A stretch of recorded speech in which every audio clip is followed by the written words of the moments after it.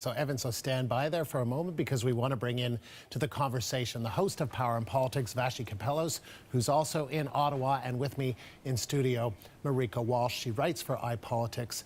And so, as we've been talking about, the Conservatives are focusing much of their attention on the SNC-Lavalin controversy in terms of, what do you think, Vassy? Is this...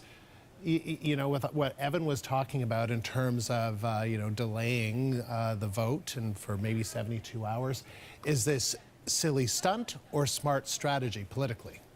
Well, there's kind of two ways to look at it, and you spelled it out there. It's interesting, last night there was a lot of conversation about whether the tactics used by the Conservatives during Bill Morneau's budget speech, for example, to drown him out, or even the tactics they tried to employ to delay the speech, whether or not they were effective. So I talked to people in the Conservative Party, and they felt they completely were. They hit the nail on the head. They were very happy with. They didn't mind the blowback they were getting about perhaps the sort of rudeness of it, or whatever you want to call it, that some of their critics were saying. They thought that they were effective because it tied the two stories together. No matter what you did, when you talked about the budget, you were also hearing about SNC. Talked to Liberals last night, and they felt like it really backfired on the Conservatives, and that they would be creating sort of a sense of frustration among Canadians, and that Canadians would look at it as kind of petty maneuvering to try and get their point across. So both of them felt like they had a successful day yesterday, and that the tactics worked for them. I think it'll take a little time to see whether or not, first of all, Canadians are paying attention to that kind of thing, but second of all, what kind of a takeaway they have. Marieke? I think it's exactly what Vassy said, that each party is going to see that they won from this. I also think that there's a bit too much reading into how closely Canadians follow what happens in the House of Commons. Yes, on Budget Day, there is more attention, and certainly it tied the two together. I will note, though, that if the idea was to quash the SNC story with this wave of budget news, it didn't work, because most of the newspapers in Canada, most of the national television shows, including the National and CBC, still led with a mix of the budget and SNC-Lavalin. Right. Okay. Those are important points. And Marieke, I understand that you got a few words from one of the key figures in the SNC-Lavalin story, Ben Chin. Remind us who he is and what he had to say. That's right. So Ben Chin is the Chief of Staff to Finance Minister Bill Morneau, and in the list of people that Jody Wilson-Raybould talked about as pressuring her and her office on the SNC-Lavalin file, he was named early on as one of the first people to contact her office. And she says that he raised political implications, political fallout of the Quebec election when he was talking to her staff. I asked him very briefly in a few quick words after Bill Morneau's announcement this morning, how he responds to it. He says he did nothing wrong. And he says that essentially it's all above board because he said political staff talking to political staff is entirely appropriate. And so that's the whole issue here, right, Evan? It's basically people saying, we did nothing wrong, and then Jody Wilson-Raybould saying, yeah, you did. You did do something wrong. You inappropriately pressured me. That's right. I mean, that's what she said in her original testimony at the committee. She's also hinted that she'd like a chance to speak again. It's not clear, though, what she would add to that. I mean, one of the issues that is a point of contention between the two parties is what she is and is not allowed to say. How wide that waiver that she originally spoke under was. Is she able, for example, to discuss the reasons for her resignation? Liberals will tell you they can't see a single reason why she can't do that. Conservatives continue to, every chance they get, to suggest that she's being muzzled. And of course, we've heard the slogan, let her speak, emerge. It's even, I believe, a thing on social media now. So, I think it would be very interesting if ever she were to get a second chance to speak, to see exactly what is there. Would it help the opposition or would it not? But I think that undeniably it does help the opposition to some extent that she hasn't spoken again, because there's a kind of an innuendo there, and there's a suggestion that there's something. It's like watching smoke come out from under a door. There's a belief that there's a fire behind it. Is there really, or is there not? If she were to speak, what would she be able to add? And I think some of us who watched her original testimony, which started off with a 38-minute statement and then went on for 4 hours, would wonder what areas were not covered in that original appearance, what areas really did they not get into that they would want to get into in a second appearance. So, you know, many people who take different positions on how serious this was, whether it's really a scandal or not, can agree on one thing. The handling of the communication side of it, the public relations management by the Liberal Party, has been weak.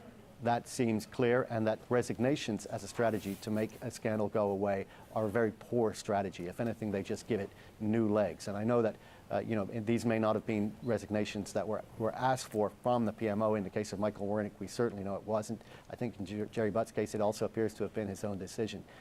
So they didn't control that element of the strategy. But you have to wonder if there aren't people inside the PMO who are asking themselves, look, if we really believe in our case that we did nothing wrong, maybe it would be in our best interest to give her an all-encompassing waiver and bring her back. But it seems like they've already made that decision and too late to go back. All right, I want to go back to yesterday, and it was Andrew Scheer, the leader of the opposition, who orchestrated some of the commotion in yesterday's fireworks in the House of Commons. Let's see a bit of what happened first, and then we can talk about it.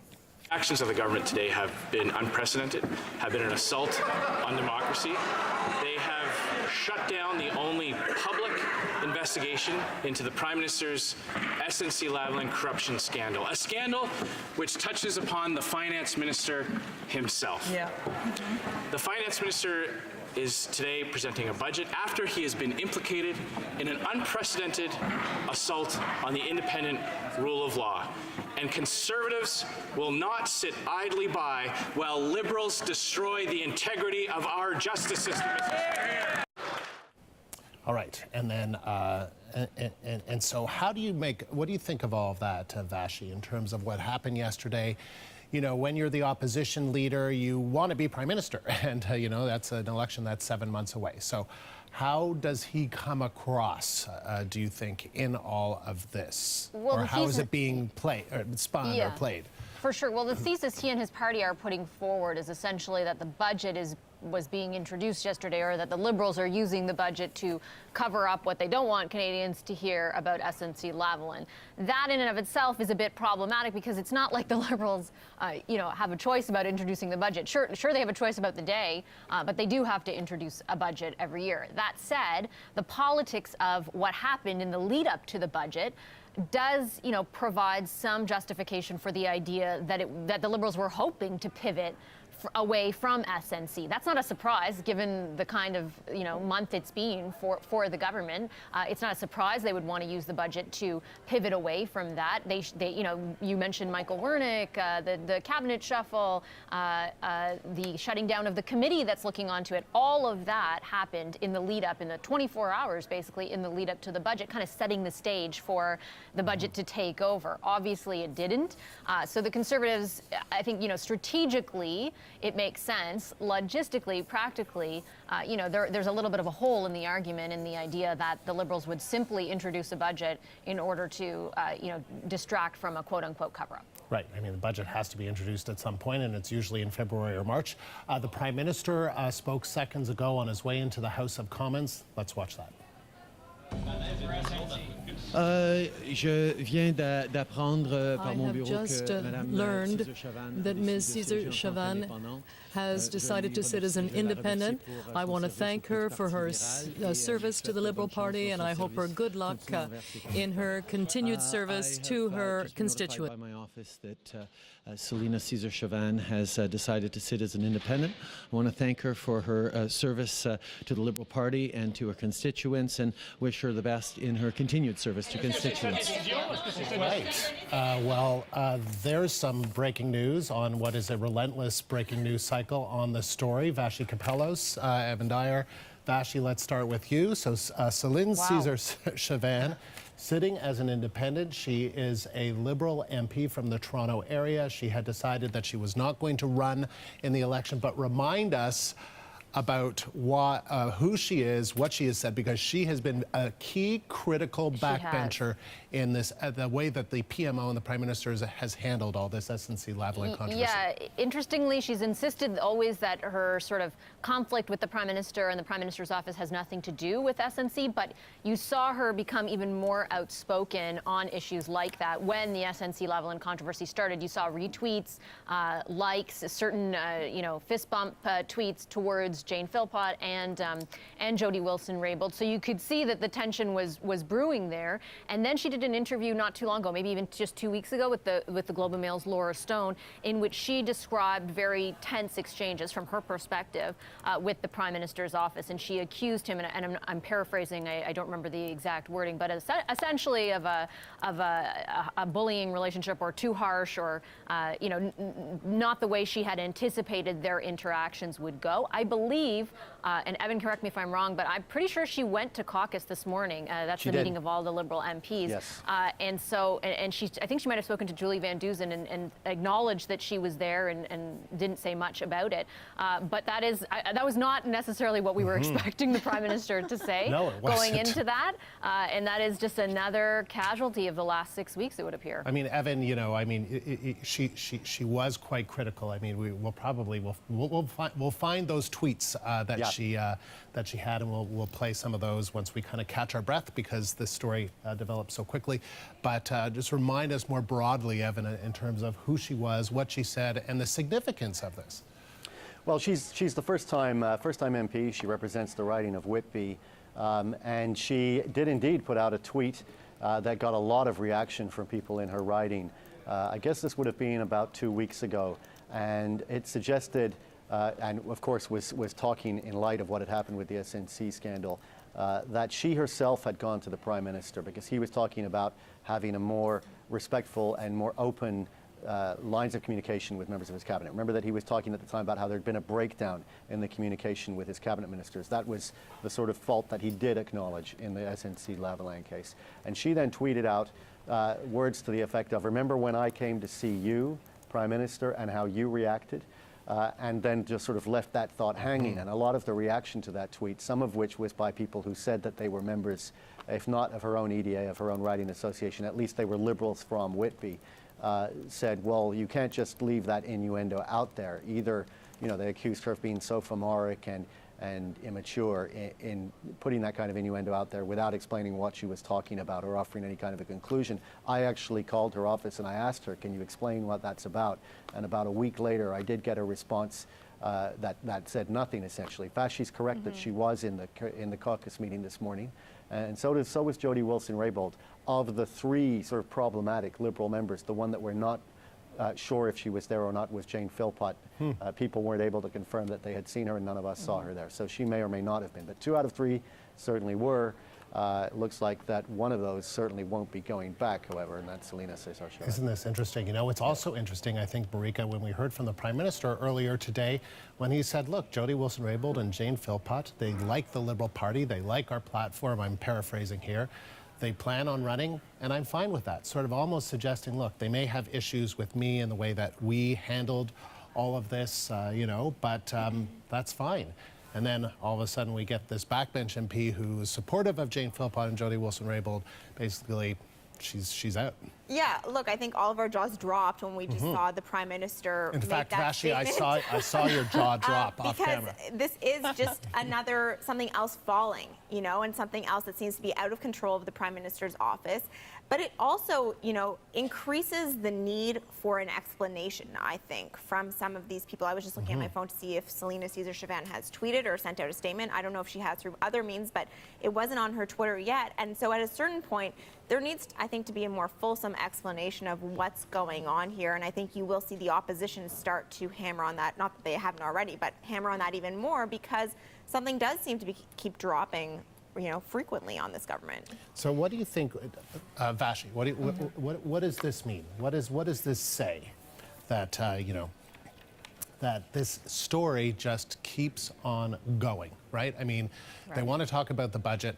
This, again, is just another distraction from talking about the budget, right? But it's news, and it's something that the media we're going to cover.